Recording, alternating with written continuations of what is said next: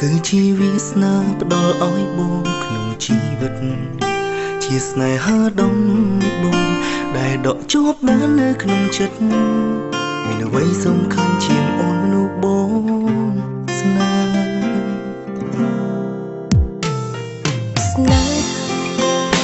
មិនសម្រំ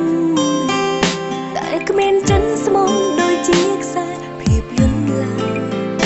បើស្រឡាញ់គ្នាគឺតែទៀបពីចិនឲ្យហើយគឺត្រូវតើឲ្យស្នេហ៍ដល់ត្រូវសុភមង្គលស្រឡាញ់អូនខ្លាំងចង់ឲ្យគេដឹងថាយើងមិនចង់បែកគ្នាធ្វើឲ្យបានបើសិនយើងស្រឡាញ់គ្នាបងសន្យានឹងពីស្អីទោះបីយើងនៅជាសង្សារមិនឲ្យក្តីប្រាថ្នាត្រូវបានបងស្រឡាញ់អូនជាសង្សារពីតែគិតថាចង់រៀបការ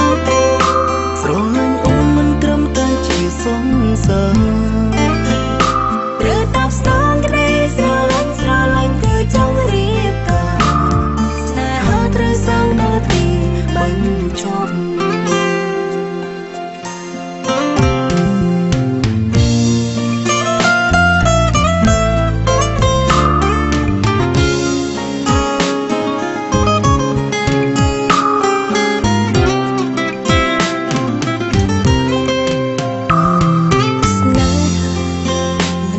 សម្រំ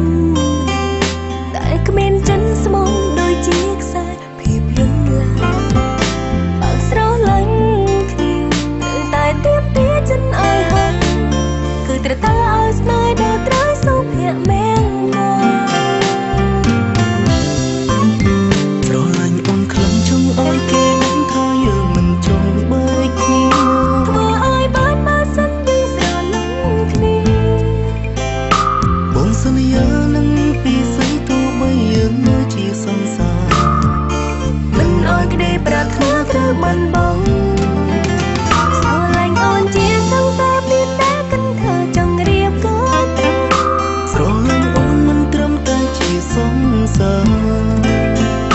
ត្រូវតាប់ស្នងក្តីស្រឡាញ់គឺចង់រៀបការ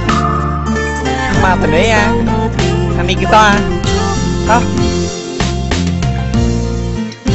ស្រឡាញ់អូនខ្លាំងចង់ឲ្យគេដឹងថាយើងមិនចង់បែកគ្នាបើឲ្យបានបើសិនយើងស្រឡាញ់គ្នាបងសន្យានឹងពីស្អីទោះបីយើងនៅជាសង្សារមិនឲ្យក្តីប្រាថ្នាត្រូវបាត់បង់ស្រឡាញ់អូនជាសង្សារមានតែគិតថាចង់រៀបបានហើយយើងគ្រាន់តែសង្សារគ្នាមិនត្រឹមតែជាសង្សារត្រូវតាប់ស្នងក្តីស្រឡាញ់គឺចង់រៀបការស្នេហាត្រូវសងដល់ទី